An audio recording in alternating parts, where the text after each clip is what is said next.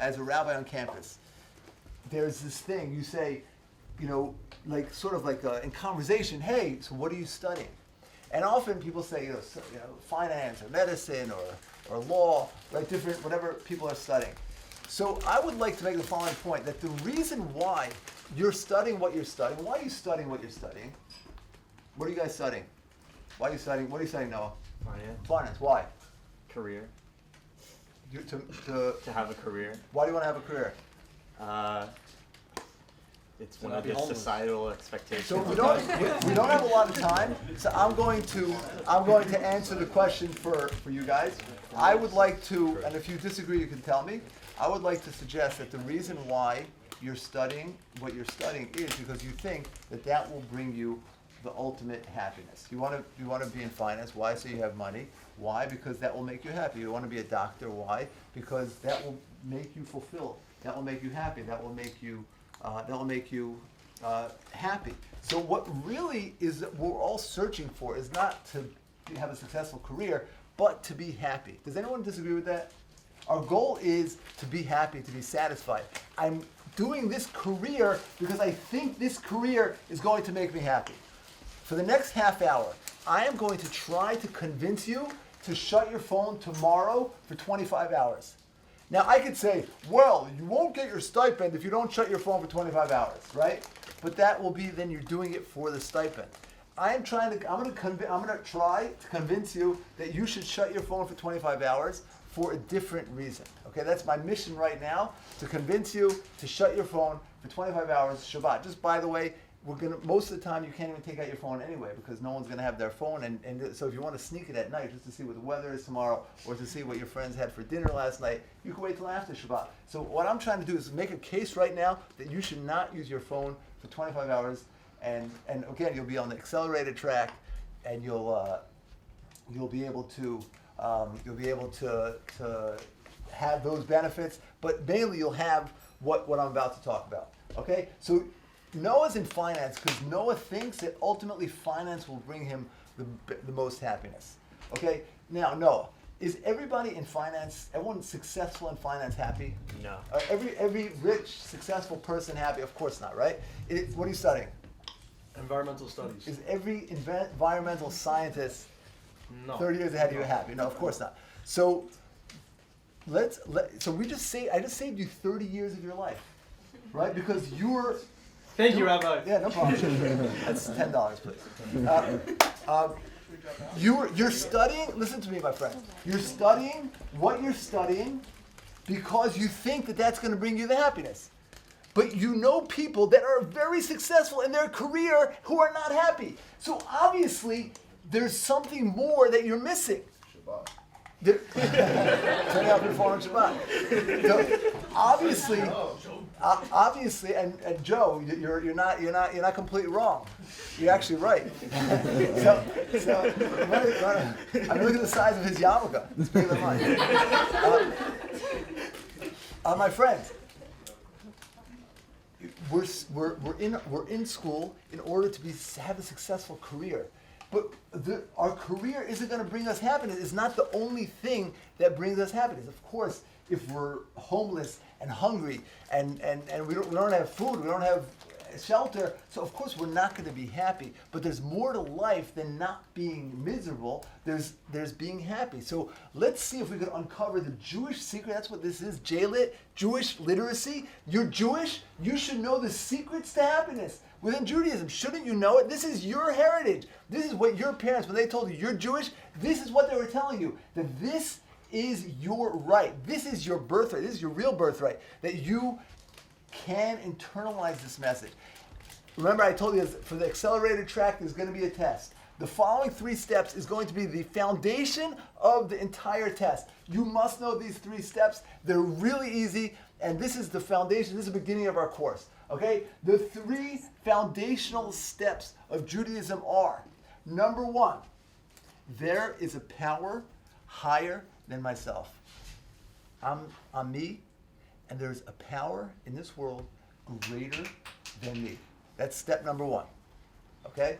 This is Judaism. This is you guys. This is your beliefs. I'm not representing. I'm sharing what our heritage believes, so what your ancestors for 3,333 years believed, is that there is a power higher than yourself. We'll get back to that step in a second. So step number one is that there's a power higher than you. Power higher, greater than me. Step number two is that I am a part. There's a piece, I'm a part of that power. That power, I am a part of that power. Step number two is I am a part of that power. Step number one, there is a power. Step number two is I am a part of the power. And step number three is obvious, that if you want to be happy, you obviously have to express your whole self. You can't be happy expressing only 5% of yourself, or 10%, or 50% of yourself. Imagine LeBron James was never able to play basketball, or Albert Einstein was never able to study science, or any superstar who's not able to perform at their craft. It's a big part of yourself. If you are a part of this infinite, if you are a part of this higher power, which we don't understand it because it's much greater than ourselves, we can't even wrap our brains around this power, but if we are a part of this power, so then obviously we can't be happy if we don't express that part of ourselves. If I'm only expressing a small percentage or a percentage of me, then I'm not going to be happy. So happiness comes from full self-expression. That's what happiness is. When I express my whole self. That is the secret to Judaism. That is the secret. Well, let's hold on. Let me just make a case first, and then we'll because we don't have a lot of time, and I want to make sure to get to everything. Okay? But I have a question, not a counterpoint. Okay, so can we hold? Sure, go ahead. Maybe I can tie it in quick. Yeah. So are you a part of God, or is God a part of you? Okay, great. That's a great question. That's a philosophical question, but essentially, God is infinite. He's everywhere, and I don't like to use the word God because there's a lot of baggage. I'm just saying there's a power higher than ourselves. Okay, so I want to analyze these three steps and try to dig deep. But great question. Let's talk. Okay, but again, that's more a philosophy question. Let's try to experience. Okay, so step number one. There's a power greater than myself. That's foundational Judaism, right? There's a power greater than myself. You look at the world. You look around us. Our world is so insane. It is so vast. It's so incredible. Do you know, my friends, if you got on a rocket ship that was traveling at the speed of light, 186,000 miles a second, it'll take you about 8 minutes to get to the sun. It'll take you about 4 years to get to Alpha Centauri, the closest star. It'll take you 200, again, you're traveling 186,000 miles a second. It'll take you 230 years to get to the North Star. Traveling at the speed of light. 230 years. And to get to the nearest galaxy, it'll take you 2.5 million years. We're talking about a world that is so incredible. And I don't want to shock you, I don't want anyone to faint, but you know it'll take you over 13 billion years on this rocket ship, 13 billion years to reach the end of galaxies that we know about. There's more galaxies than leaves on the trees. This world is so vast. Where did it all come from? What created it? How did it get here? How did it come? So what Judaism says is that there is a creator that created it. It's impossible for this world to have come into existence by itself, right? If I told you this came into existence by itself, you would tell me I'm insane. Right? So therefore, if this can't come into existence by itself, then certainly a porcupine can't get into existence by itself, and an elephant and the moon and the sun and a cockroach can't come into existence. If you have existence, there has to be a creator. So that's step number one of Judaism. There's a power higher than myself. It's an interesting thing.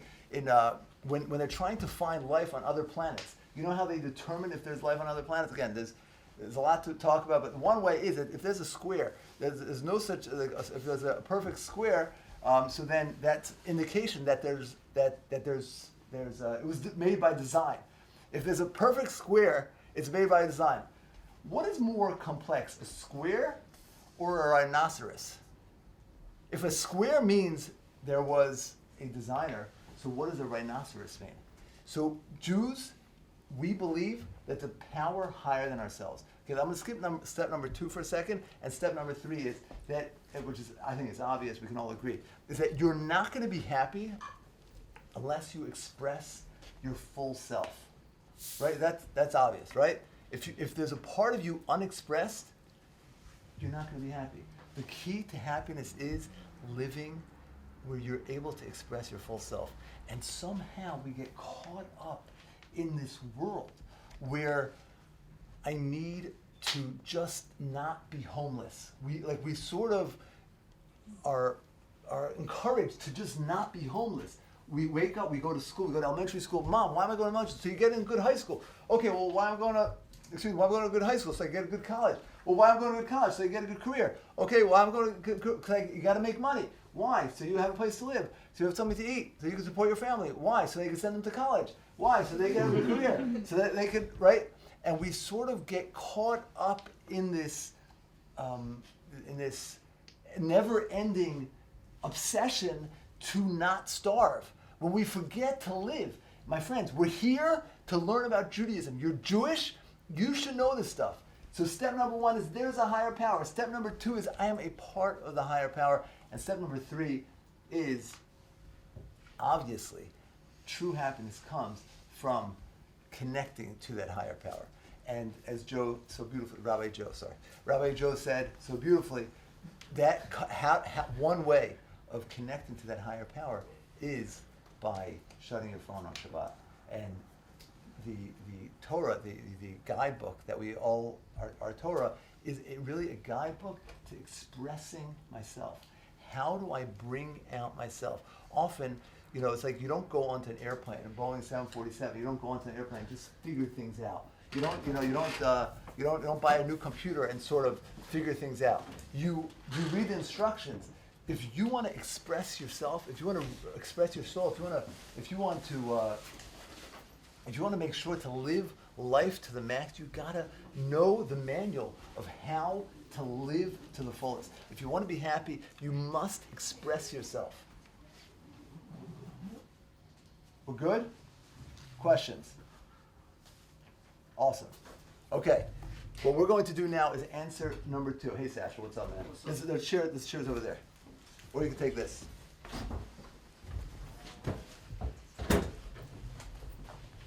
Oh, actually, I need this. This chair's back there. Okay. What we're going to do is try to uncover step number 2. Okay? We're going to do a mindfulness meditation. Okay, we did a little bit of the breathing last time. We're going to try to see or experience if I am part of this higher power. If you don't need me to convince you. We this is a world. This is a you can get there anywhere. Mindfulness meditation. I'm sure many of you have felt. You go to the kotel, or you see a movie, or you read a book, that you felt connection to the higher power. But tonight, since we're talking about this higher power. Let's just see if we could learn about ourselves. This course is about learning about ourselves. So let's learn about ourselves. You guys down for a meditation? Yeah. Yes. Mindfulness exercise? Yeah. Okay, great. Just experience. We're alive. We want to get the most out of life. We want to experience life. We want to be happy. Ultimately, we want to be happy. We don't just want to be a finance guy. We want to be a happy finance guy. And so you can come and talk to Jaylit, right? We want to be happy. So therefore, we're going to do this mindfulness meditation. You guys down for it? Yeah. Now, you don't have to participate. You could sort of watch. But please, try not to move around. You can move, but try not to talk. Don't try not to talk. Do not talk. And try it. If it's a new experience. At the very least, you'll learn a skill that'll that you can carry with you for whenever you need to be calm. Okay, great. So that's what we're going to do. We're going to do a quick meditation. You guys down for meditation? Satchel? Yeah. You ready? Ready to roll? Okay.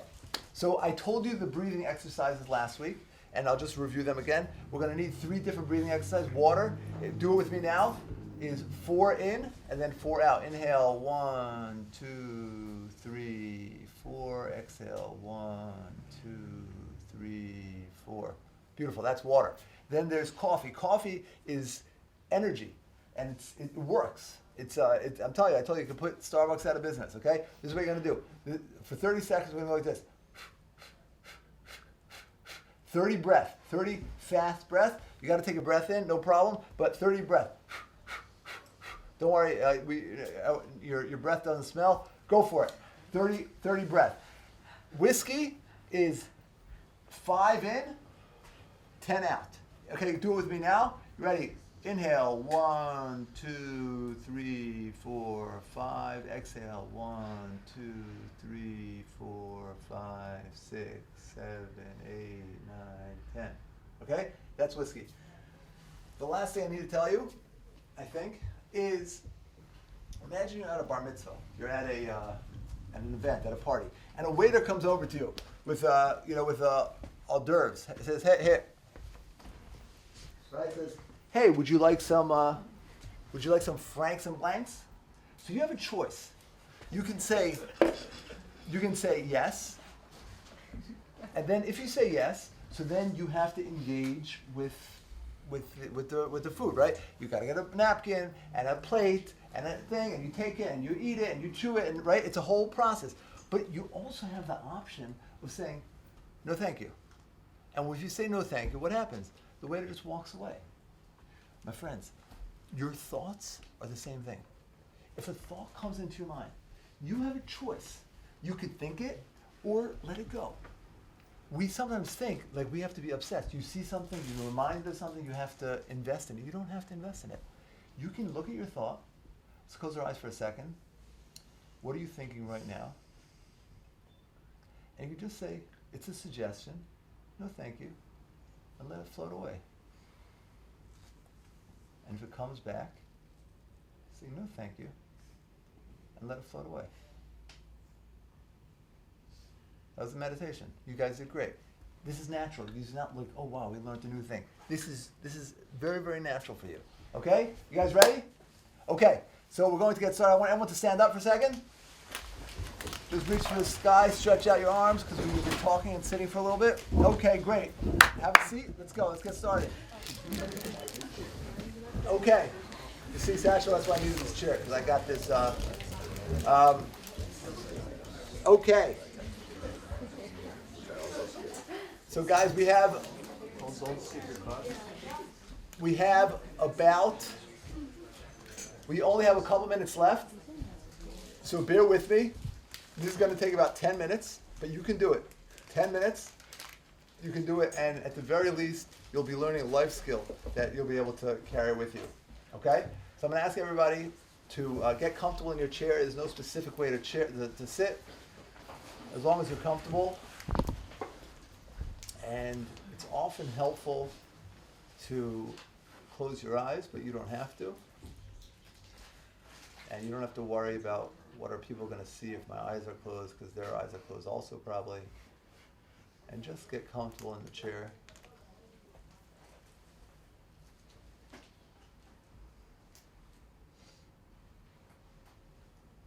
Just notice the world around you. Notice a chair beneath your feet. Notice the air against your skin.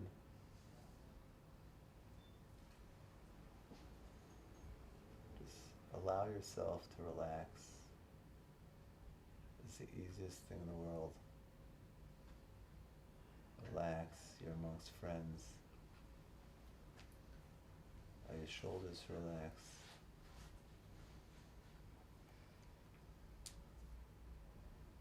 Your whole body to relax.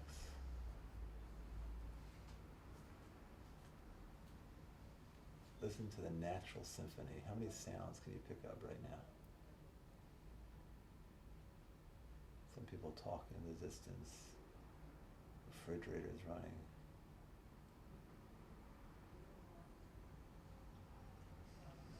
It's just life happening,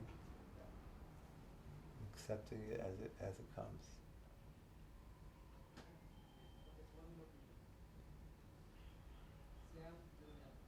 Totally relaxed, allowing life and just observing.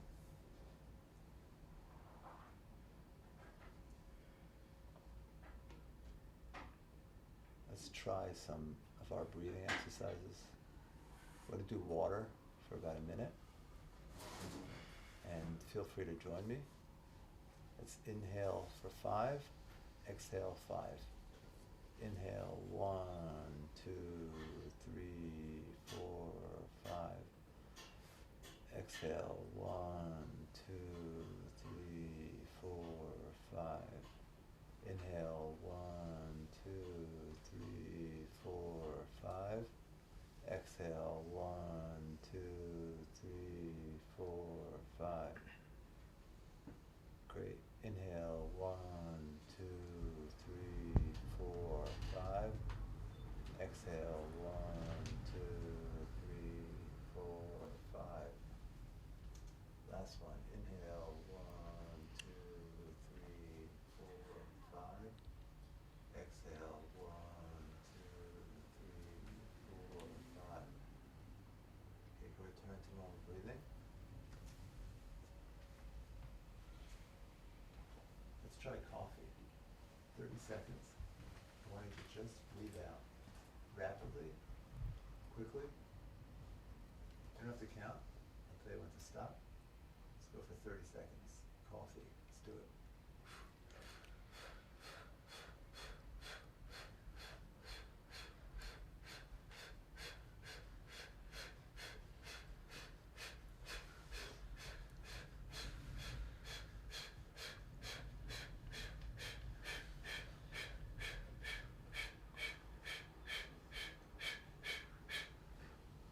That's great. Maybe you're feeling a little more energy now. Let's go with whiskey. Whiskey, we're going to do 5 in and 10 out. Let's inhale 1, 2, 3, 4, 5. Exhale 1, 2, 3, 4, 5, 6, 7, 8, 9, 10. Inhale 1, 2, 3, 4, 5. Exhale 1, 2, 3, 4, 5, 6, 7, 8, 9, 10. 2 more. Inhale 1, 2, 3, 4, 5. Exhale 1, 2, 3, 4, 5, 6, 7, 8, 9, 10. Last one. Inhale 1, 2, 3, 4, 5. Exhale 1, 2, 3, 4, 5, 6, 7, 8, 9, 10. Okay, great job. This is totally natural to you. You got this. You know, we noticed the outside world before. The sounds we hear, what we're feeling. But perhaps what affects us more is our inner world. Let's take a moment to notice our inner self. Notice any stress, worry, fear, anxiety, to-do lists that we're carrying within us. In our stomach, in our chest, in our back, in our neck. Just notice it. Give it attention. Without judgment.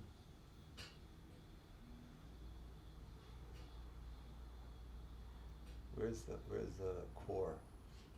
Where's the biggest stress that you have, the biggest worry or fear or excitement, the biggest feeling? most powerful feeling. Just give it attention. Put your consciousness on it.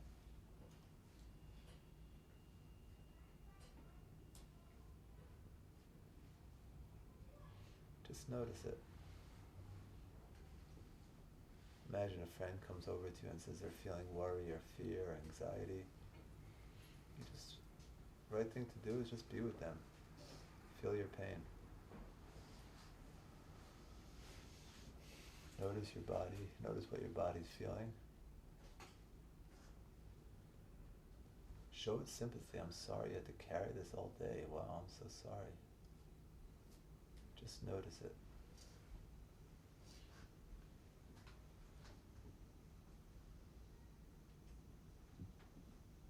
Be aware. Let's move up to our mind. What are you thinking? Any thoughts come into your head? It's cold in here. Let it go.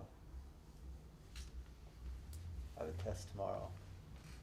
Just let it go. You can say no thank you.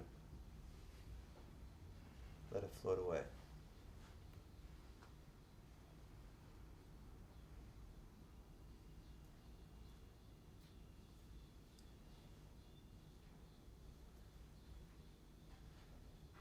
Go back to your body. See if, notice that stress again. The worry, the fear, the tightness, just notice it. Without judgment. Just be aware.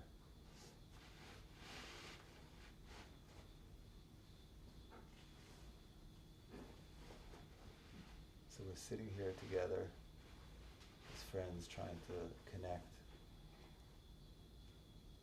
Trying to get to know ourselves. We might want to ask ourselves, who are we? Who am I? Imagine if we were on the ceiling looking down at ourselves, at this room. Looking at yourself, who am I? Who am I? Am I my clothing? Am I my resources? Am I my, if I had more clothing or nicer car, nicer house, would I be a different person? If my body was different, if I was taller or shorter, older or younger, would I be a different person? If I had a different personality, more serious, less serious, funnier, less funny, more outgoing, less outgoing, would I be a different person?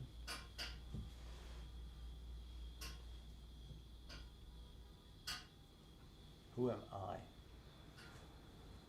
Who am I? Am I my thoughts?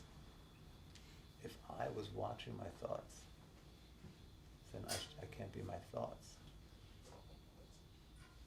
Who am I?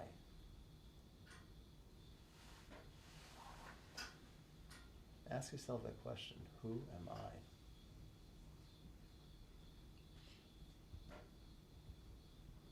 And let's ask ourselves, am I confined to my body? Am I in my body?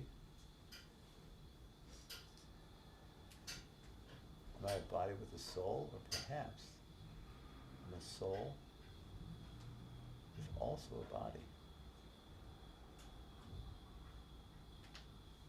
And if I'm greater than my body, if I'm part of a power greater than my body, then the person next to me is also part of that power. That means I'm one with everybody in this room.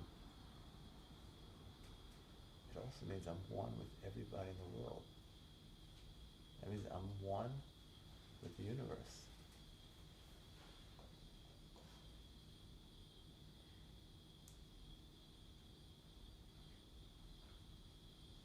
I'm one part of this great power.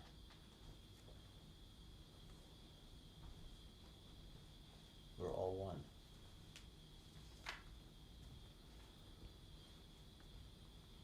Take a couple seconds just to be with myself, with I,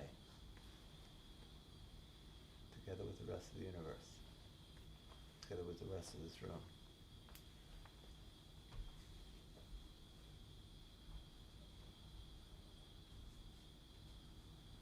Just to be. To feel unified. Feel one.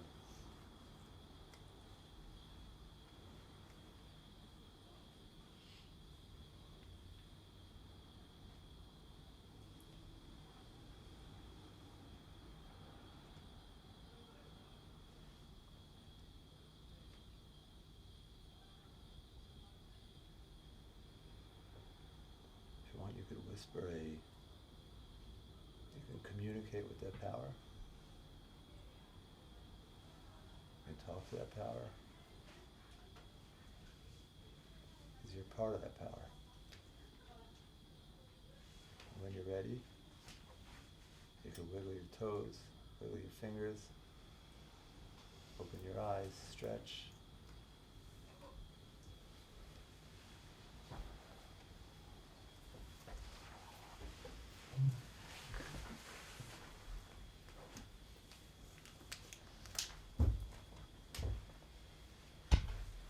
So what Judaism teaches is that Joe is right. The way that I connect to me is by quieting my body. On Shabbat, I quiet my body. I'm not worrying about business, buying, selling, creating, building, destroying. I'm just me. I'm just present. I'm not changing the world in any way. I'm just here. And I'm awesome. And so are you. That's what Shabbat is. It's funny, it's like, sometimes like, oh, Rabbi, hey, you want to come for Shabbat? No, I have a birthday party. I'm so sorry, Rabbi, I have a birthday party. And I don't say it, I'm like, I'm sorry for you. Like, a person can't, it's a medicine. It's a medicine. We just did a meditation. Perhaps you got in touch a little bit more with my I, but that's just a temporary thing. Shabbat is 25 hours of being with I. And it's so much fun to express myself. That's happiness. Happiness is going through life fully expressed, fully able to share me with the world around me. That's Judaism. That's what we're going to do on Shabbat. We're going to, so again, it's got to come from you, but I'm making a pitch that you shut your phone for 25 hours because you deserve to get to know you. And right before cell phones, they had Shabbat also, but even more so now.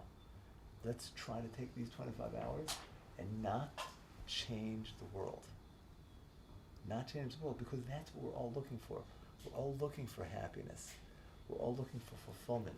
We're all looking to express ourselves. We just don't always know how to express ourselves.